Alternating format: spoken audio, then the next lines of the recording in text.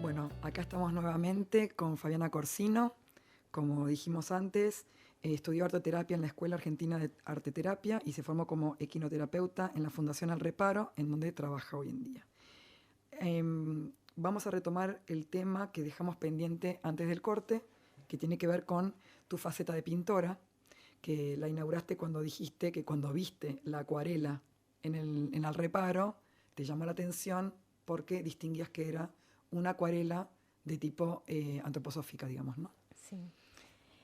Mira, la pintura siempre estuvo en mi vida, de alguna manera. Fui pasando por distintas etapas. Siempre lo sentí como mi cable a tierra. Soy artista plástica autodidacta porque siempre hubiese querido estudiar Bellas Artes. No pude, me casé muy joven, tuve hijos muy joven, me fui del país. Bueno, ya es una carrera muy larga, la de Bellas Artes. Quedó, pero no me quedé nunca con las ganas. Y siempre cuanto taller había con algún artista plástico, con alguien, tomé muchos seminarios, muchos talleres.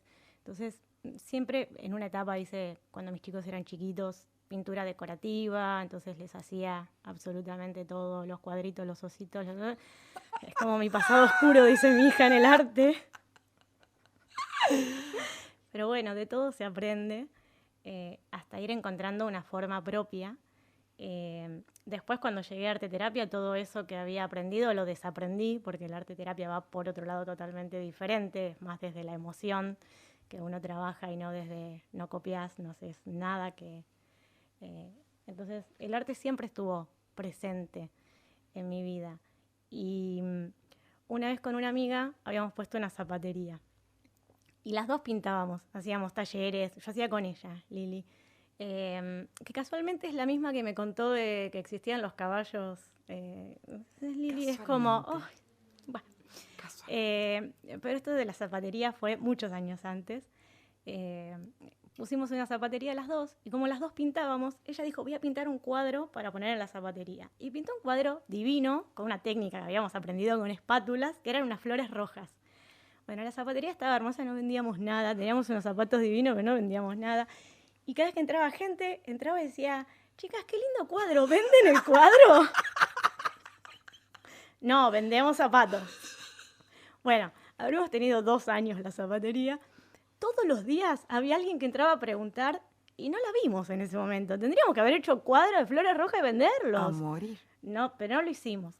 Bueno, a los 2 años cerramos la zapatería y yo ahí la vi 2 años después y dije, me voy a poner a hacer cuadros y a vender cuadros. Entonces empiezo a buscar mayoristas de bastidores. Y encuentro un lugar que vendían telas directamente por metro, ¿no? El rollo. Entonces dije, bueno, voy por acá porque voy a hacer un montón de flores, de cuadros de flores rojas.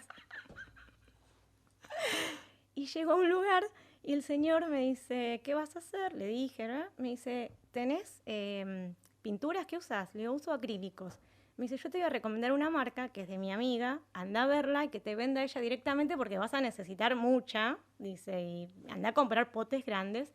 Y me recomienda a Mónica. Y resulta que voy a la casa de Mónica y me dice, ¿pero por qué te mandó acá? Dice, si es amigo mío, pero yo no recibo a nadie en mi casa, no tengo ni idea, me mandó que venga a hablar con vos. Y me dijo, bueno, ya estás acá, listo. Me dijo, bienvenida a mi casa. Me vendió todas las pinturas y me dice, ¿y vos qué pintás? Entonces le muestro las flores rojas, las fotos que tenía de los cuadros, de lo que quería hacer. Y me dijo, no, vos tenés que ir al taller de Nora Falconi. ¿Y quién es Nora Falconi? Y me dice, no sé, pero yo siento que vos tenés que ir ahí. Me dijo, bueno, voy. Fui al taller, llegué al taller de Nora y me quedé ahí 4 años. Y ahí es donde nos conocimos. Ahí nos conocimos. Ahí nos conocimos. Y yo siempre digo, y se lo digo a Nora cada vez que puedo, que todo el mundo debería tener una Nora Falconi en su vida. A mí me cambió la manera de ver el arte, me cambió la manera de sentir el arte. Y Nora nos hacía pintar con los ojos cerrados, nos hacía pintar con los pies, nos hacía...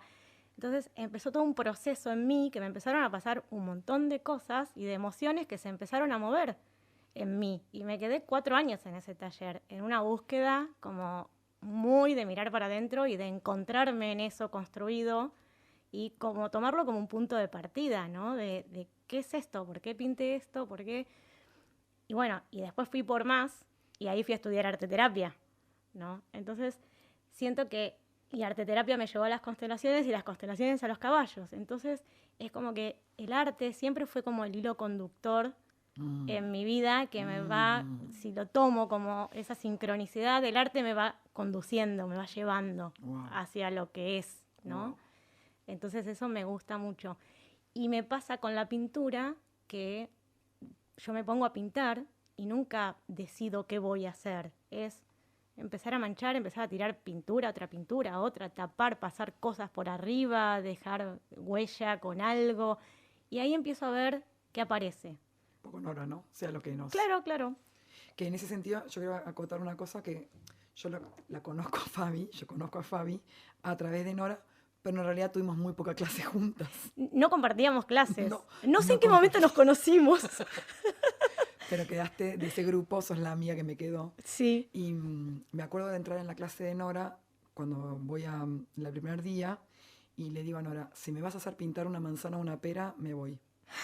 Fue así, le dije eso. No lo voy a hacer. Y cuando descubrí cómo eran sus técnicas y lo que vi, que es lo que más me llamó la atención y que al día de hoy ahora estoy atando cabos con lo que hoy estudio, es que en la pintura y la manera en que Nora plantea la pintura, uno trata de descubrir a través de las manchas, de que uno va manchando la pintura, descubre qué es lo que ve y es el inconsciente el que empieza a trabajar. Y hoy en día, todas las cosas y todas las técnicas que yo estoy aprendiendo, todo lo que yo hago en mi vida prácticamente tiene que ver con el inconsciente, porque me interesa el inconsciente por sobre todas las demás cosas. Bueno, en fin, volviendo a... Así que bueno, ahí es como esta conexión que tengo con el arte, me pasa eso, como otra mirada, cambió mi mirada, entonces de ahí viene el chiste de mi hija que me dice, tu pasado oculto en la pintura decorativa, todo suma y todo... No es desmerecedor, porque no, en realidad por supuesto, hay un montón de gente que se dedica a eso y sí, no es desmerecedor. Sí. Es simplemente que es gracioso. Es gracioso como historia, me lo dice. En tu historia de vida. Sí, y está bueno como ir encontrando un propio estilo también en la manera de pintar.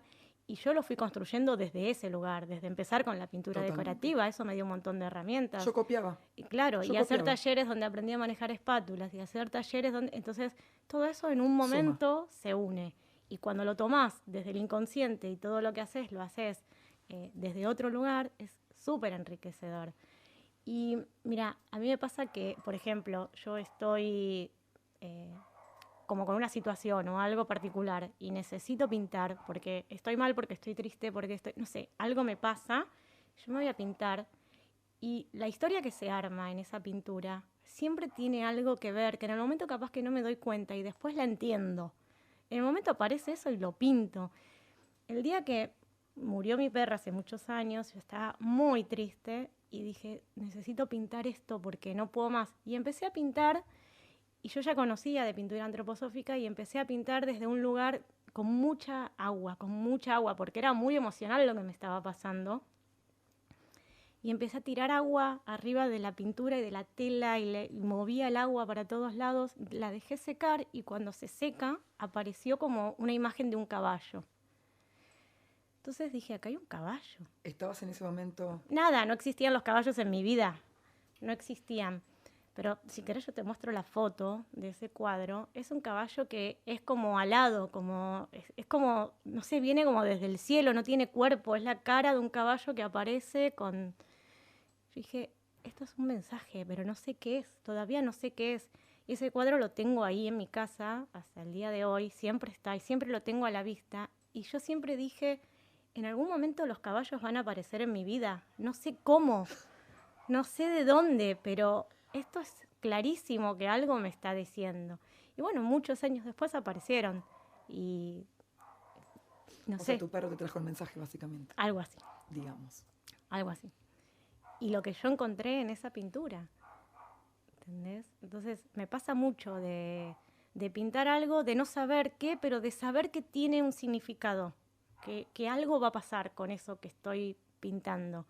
Y otras veces es nada más el momento, sacar algo, sacar una angustia, sacar o no, o ganas de pintar, que muchas veces me pasa que pinto desde las ganas y nunca sé qué voy a hacer y me termina sorprendiendo la imagen de lo que aparece. Y ahí me va llevando, la pintura me sigue llevando.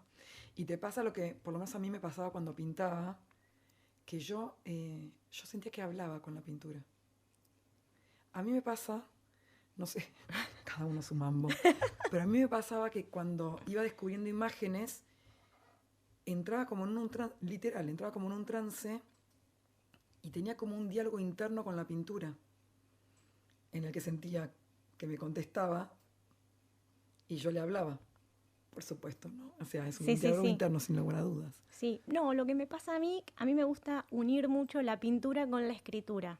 Ajá. Entonces, a partir de lo que estoy viendo, si veo imágenes, veo algo, empiezo a escribir palabras. Entonces, Sueltas. Sí, palabras sueltas. O sea, veo un caballo, el caballo que tiene fuerza, veo pelos, veo, no sé, todo lo que a mí me surja desde lo emocional, desde lo que veo, lo escribo. Y lo que intento hacer después es, con todas esas palabras, contar una historia. Me arteterapeo a full, totalmente. sola, claro. Entonces, te falta incorporar la música. La música no me gusta. No entra, bueno, está bien. No entro, porque está la bien. música está no. bien. No. Bueno, mi papá es músico, no sé, tendrá algo que ver. Historias. Bueno, falta el baile también. Hay un montón de artes. Hay un montón. Por favor. Sí, obvio. Entonces, me gusta leerme después, porque en lo que leo, que parece algo totalmente fortuito, descolgado, porque vos así son palabras sueltas, no lo es. Hay un montón de cosas que cuando las leo, me leo. Te voy a hacer una última pregunta que no tiene que ver con todo lo que hemos hablado hasta ahora, pero es, ¿qué es para vos Dios? Si es que crees en un Dios, si es que crees en una energía superior, si es que crees en lo que sea que creas, ¿qué es para vos? ¿Por qué estamos acá? ¿Qué estamos haciendo acá? Si es que te lo preguntas, no sé si es una... Hay gente que se lo pregunta, hay gente que no, y siempre está todo bien, digamos. Mira, es una pregunta que nunca supe responder. Me la preguntaron muchas veces y siempre me quedaba como, qué sé yo, no sé, me quedaba como ahí. Depende de la persona, a algunos les decía que sí, a otros les decía que no. Viste, como al no tener como algo propio, construido, era como una pregunta que, no sé, en mi casa yo me crié...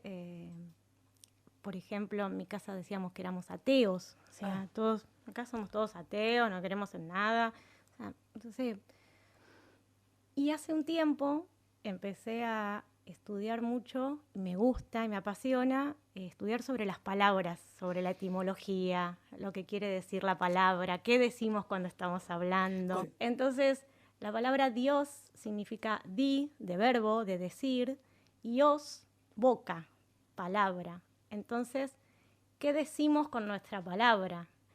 Y de ahí es como esto del poder que tiene la palabra y el poder de creación que tiene la palabra. Entonces eso me llevó a pensar que yo puedo crear mi realidad, desde dónde lo digo, cómo lo digo. Entonces de ahí viene esto de, bueno, somos co-creadores. ¿Dios qué hace? Crea. Nosotros podemos crear con nuestra palabra.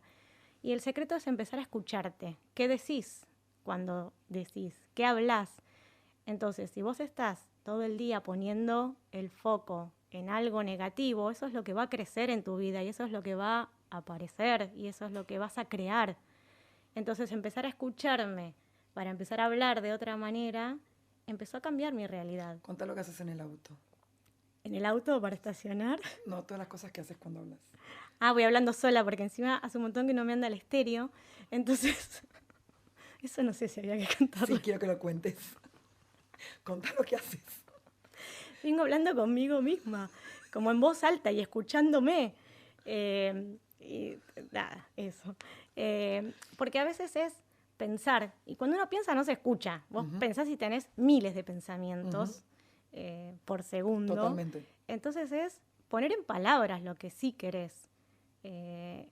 Y eso es bendecir tu vida, bien decir tu vida, bien decir. Entonces me parece que la parte de Dios la encontré resuelta por ahí. Bueno, creemos lo que lo que querramos, ¿no? Como podemos ser creadores de lo que queremos. Y elegir qué queremos y decirlo, porque es más fácil decir lo que no queremos Creo que queremos. que decir lo que sí queremos. Entonces, yo siempre estaba diciendo lo que no.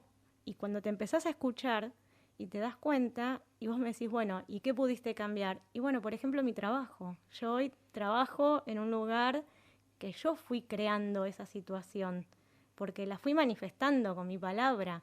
Si yo toda la vida estoy diciendo, no, pero en la ciudad no hay caballos, ¿dónde voy a tener caballos? Acá no hay caballos. No, entonces es como empezar a decir lo que sí queremos para que eso se empiece a materializar. Fabiana Corsino, muchas gracias por haber Gracias, venido. Larita.